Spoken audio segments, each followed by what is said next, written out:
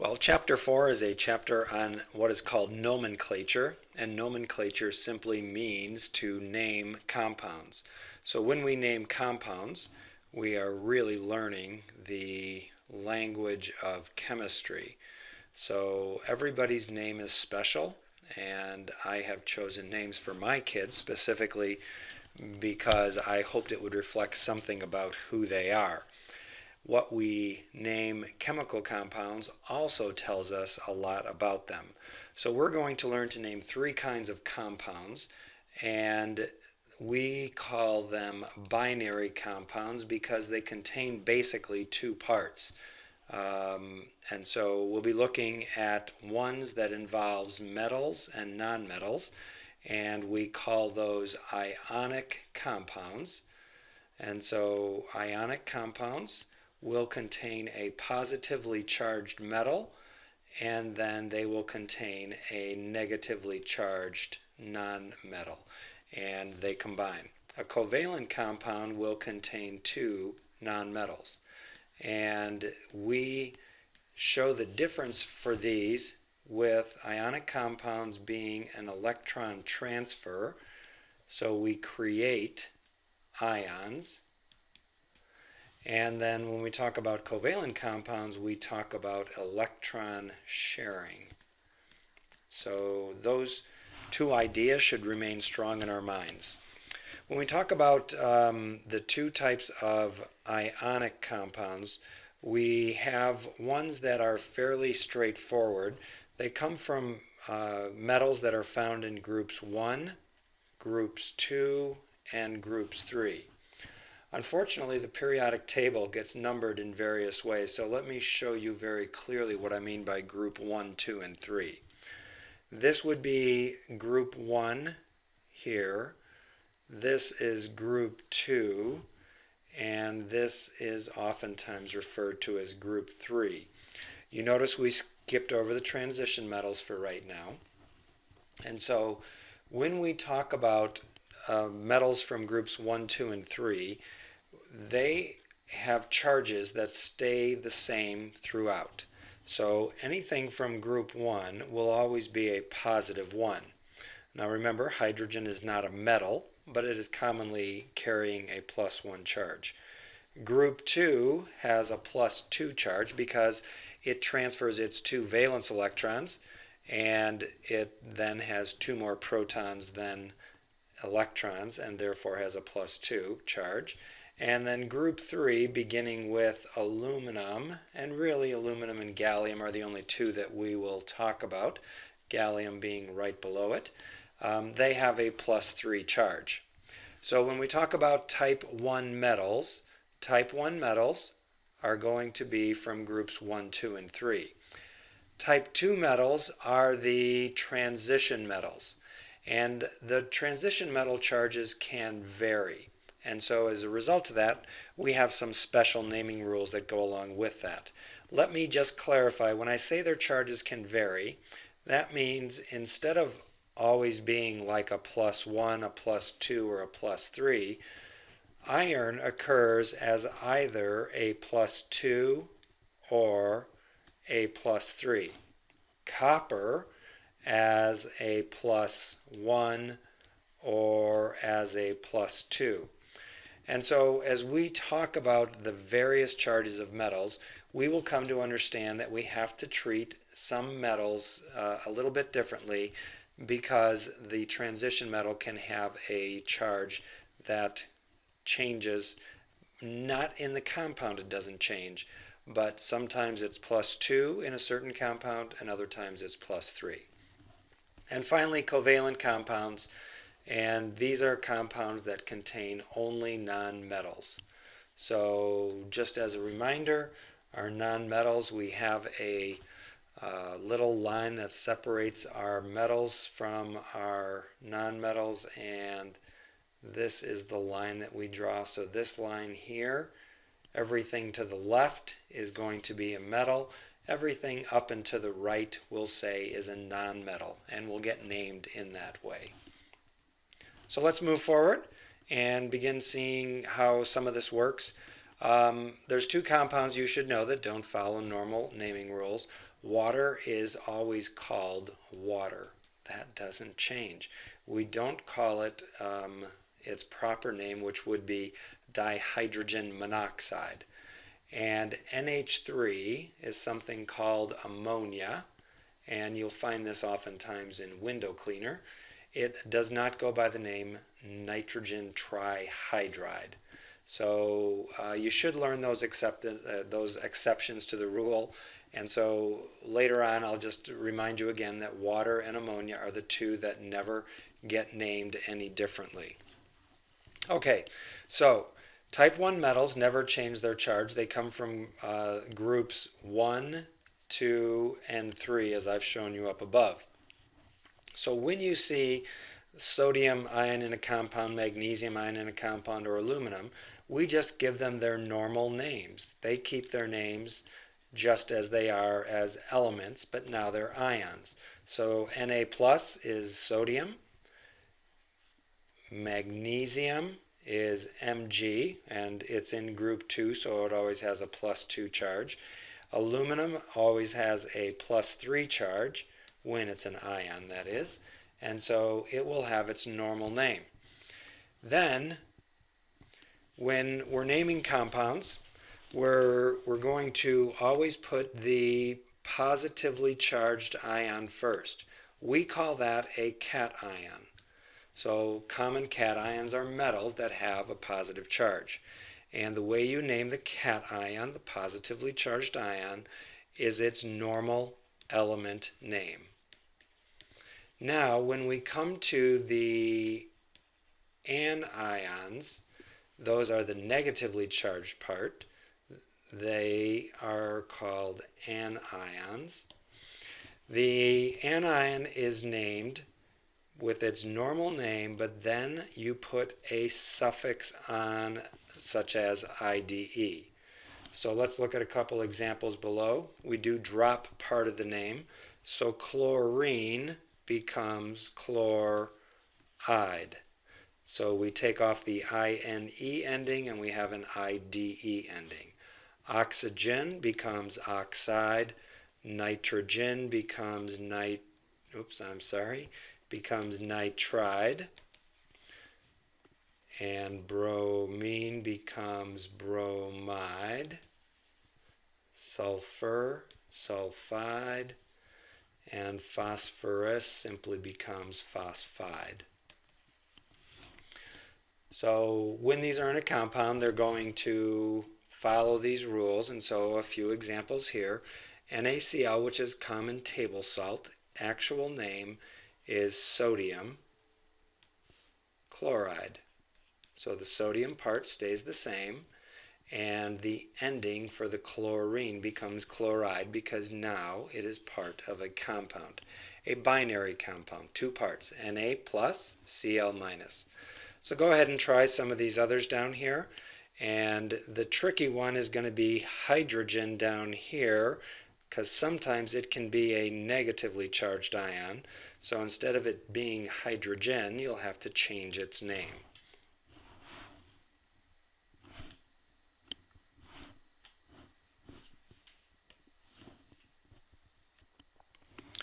So here are the correct names for each of these compounds. Very straightforward: sodium iodide, potassium bromide, magnesium oxide, zinc sulfide, and zinc is one of the 3 transition metals whose charge never varies. So zinc will always be +2, cadmium Cd +2, and silver +1. Barium hydride, aluminum sulfide, and sodium oxide.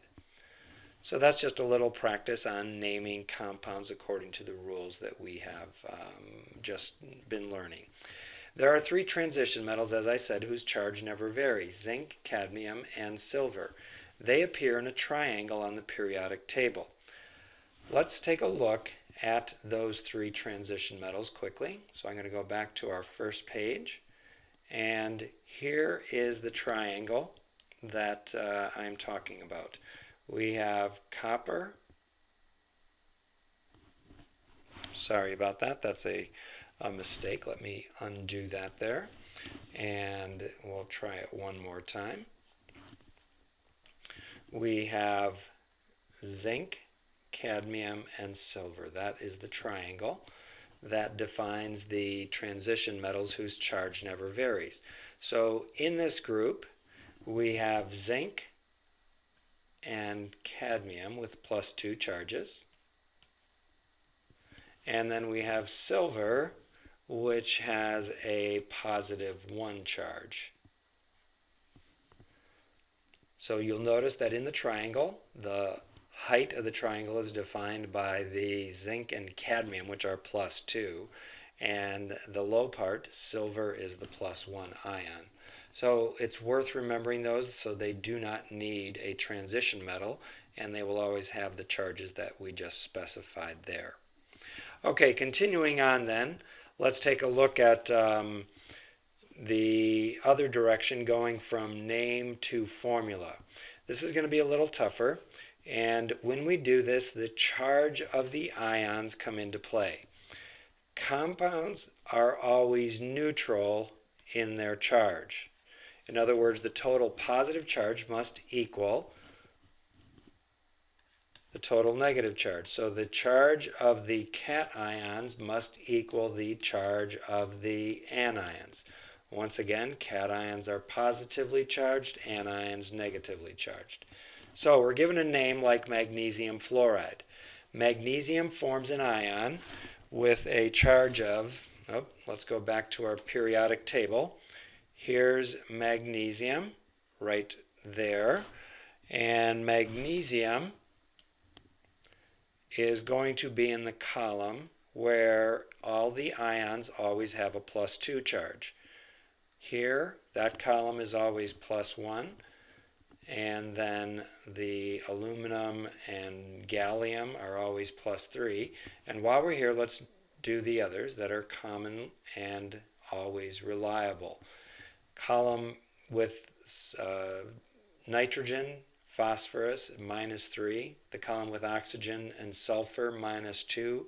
And then the halogens will be -1, fluorine, chlorine, bromine, and iodine. We will not be forming any compounds with the noble gases because they have a full octet in their outer shell. So magnesium has a +2 charge, and fluoride is in the column with a -1 charge. So in order for the charges to be neutral, to cancel out, we need to combine enough fluorines so that the +2 charge of the magnesium and the negative charges of the fluorine add up to equal 0. So when we do that, we end up with the formula MgF2. So let's try a couple of examples. I'll give you the idea of how these work, and then you can do the math to make it happen. Aluminum is in the column on the periodic table that is a +3. And chloride is in the column with a -1 charge. So combine those so that their ion charges end up canceling each other out, and we end up neutral. Calcium oxide, calcium is in the column with a +2. Oxygen is in the column with a -2. And then continuing on down, beryllium and sulfide. Beryllium +2, sulfide -2.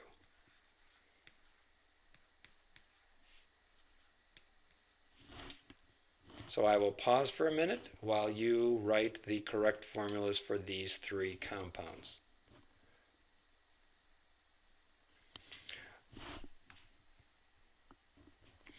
As you can see, aluminum chloride is AlCl3, calcium oxide CaO, and beryllium sulfide BeS.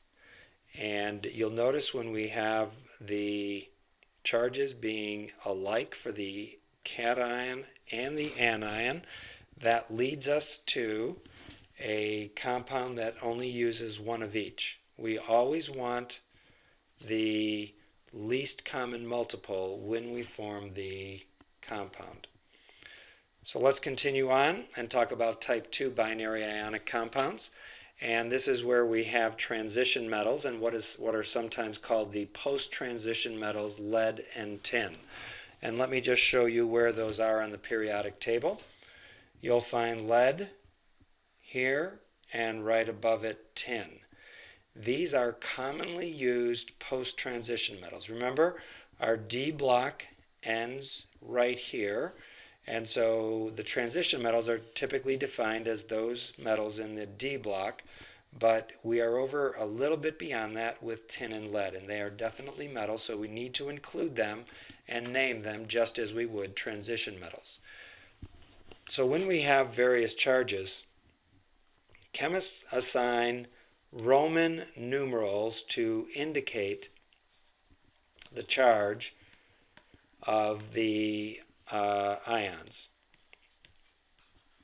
So just a quick review, that 1 is written as like a capital I, 2 is written like that in Roman numerals, 3 is written like that, 4 is written like that, and 5 is written like that. We will not go above a charge of positive 5, so this is all you need to know. And just as a reminder, these are for metals, and so metals always give away their electrons and become positively charged. These charges will always be positive. So, what does the Roman numeral indicate? It indicates the charge of the individual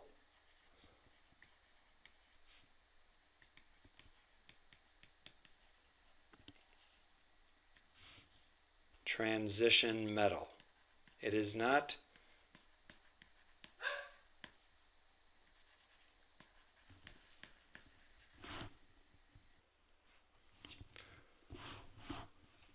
so if I have iron 2 oxide, it's like saying iron's charge is a +2 in iron 2 oxide. So it's kind of easy going from the name. Iron has a +2 charge. Oxide means that oxygen is -2. So when we have iron with a +2 and oxygen with a -2, that makes FeO, iron, Roman numeral 2, oxide. You'll notice that there are not 2 iron atoms in iron 2 oxide. Okay? So what doesn't the Roman numeral indicate? It is not the number of atoms. It is the charge of the iron in the compound. And we want to make sure that we keep that clear. That's a common mistake. All right, so let's walk through a couple of examples to go from formula to the name. We have to work a little bit backwards. First of all, if we have MnO2, we want to ask ourselves, what is the charge of the anion, the negatively charged ion? And I'll just do my negatively charged there. Okay, so let's take a look at this. I'm going to split this in half. I have the cation on one side, the anion on the other. And I'm going to go look at what oxygen's charge is when it's an ion. So oxygen is in the -2 column. And there happen to be 2 oxygens. So I have a total negative charge of -4. So the next thing I have to do is to cancel the negative charge with a positive. So on the left-hand side, manganese must have a +4. And then finally what I will do is check the number of cation atoms. And since there is only one manganese in the compound, then that manganese must have that +4 charge. That gives me the name manganese, Roman numeral 4, because that's the charge of the manganese oxide. You notice I don't say how many oxygens there are in there. If I know that manganese has a +4 charge by the Roman numeral, that'll tell me how many oxides I will need to put with it. So here's a couple more examples to practice. Oxygen, we've used that a few times. I think you will remember that it has a -2 charge. That means that the lead, Pb, must have a +2 charge. So go ahead and name that compound.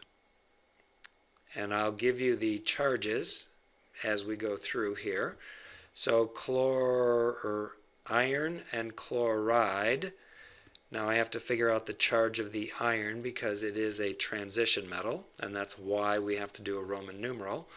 So chloride is -1, but there are 3 of them, so I have a total negative charge of -3.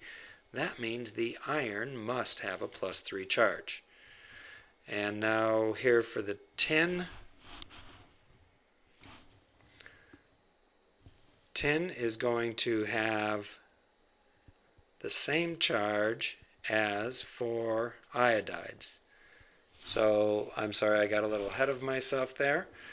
Iodine is in the halogens. It has a -1 charge. And here is tin. Remember, this is one of our post-transition metals. And so it must have a +4 charge. So let me pause while you write the names from those formulas. So check your work there and see how you're doing with those examples. Okay, now here's a few more to try, and I'll give you an opportunity to do them entirely by yourself and then come back and check your work. Okay, check over your answers, and I want to make note of a couple of special situations here. The copper and the oxygen compounds that are shown here. You'll notice that this one I think would be what you would expect. Oxygen -2, copper +2, and therefore copper Roman numeral 2 oxide. But on the second one we have one oxygen again, which is a -2. But this time we have 2 copper atoms whose charge adds up to, or must add up to, +2.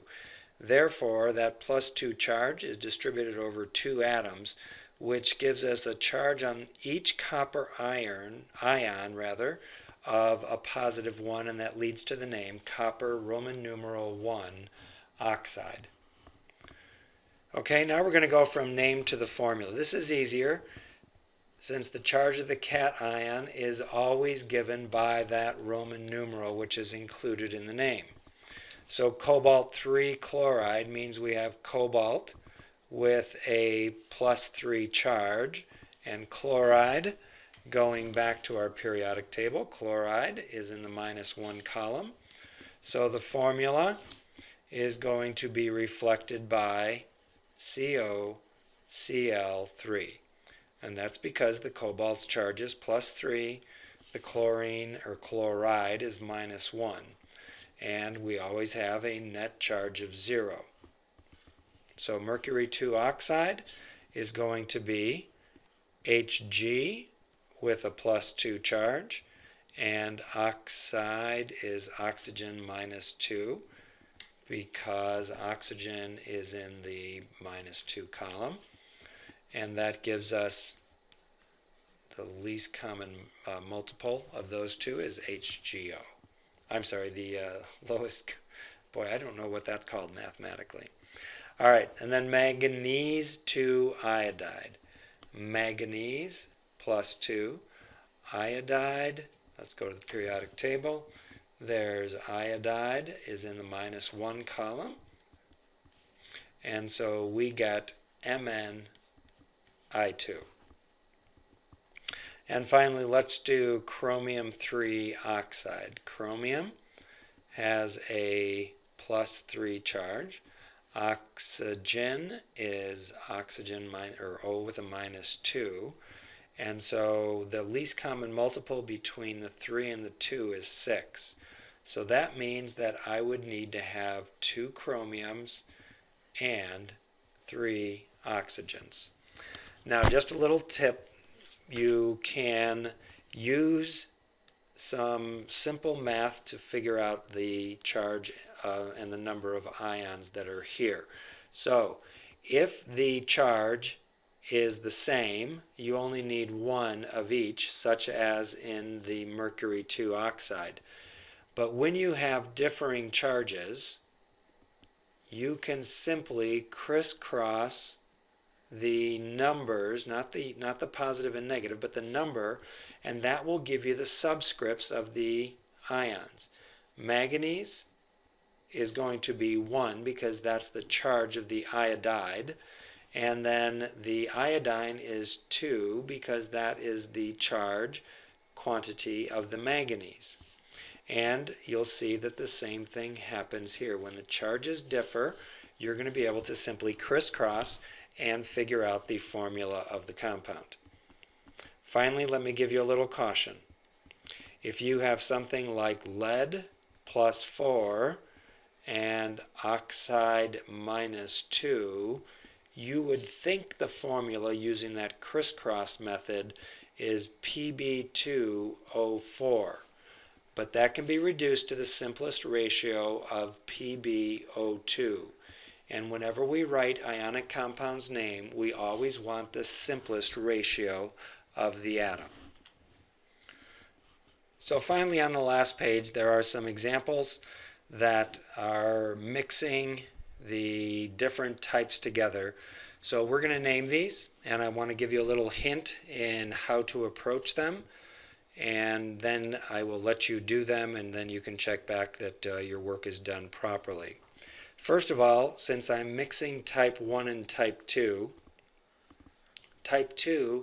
are the ones that are the transition metals, and transition metals require a Roman numeral. So in order to figure out their names properly, the first thing I'm going to do is I'm going to look for transition metals. So barium is in column 2, so I don't need to worry about it. Iron is a transition metal, so I'm going to put a T over here by it so that I know that I need to use a Roman numeral. Aluminum is in the +3 column, so I don't need to worry about that, and I might as well mark barium +2 since I found it. Tin is over here in that post-transition metal group, needs a Roman numeral, so I'll put a T by it. Zinc. Zinc is in that special triangle. That is the +2 column, and silver the +1 column, so zinc and cadmium +2. So I don't need a Roman numeral for that, even though it is a transition metal. And then K, which is potassium, is over here. No Roman numeral needed, but it is a +1. So go ahead and name the compounds and check your work, and that will be the end of our session. Okay, check your work, and let me show you just how I figured out the charge on the iron in Fe3P2. I'll work in blue. P has a -3 charge, and there are 2 of them, so that's a total charge of -6, and I need a +6 for the iron side, but it is distributed over 3 atoms. Therefore, each 6 divided by 3 gives me the Roman numeral 2, the +2 charge. All the others, I think you can see the work that is there, and I want you to make note, the only place a Roman numeral ever gets used is in the name of the compound. You will never ever find it in the formula of a compound. So it is only the name that uses the Roman numeral, and that should never appear in the formula. Thanks for your kind attention. I look forward to working with you in class.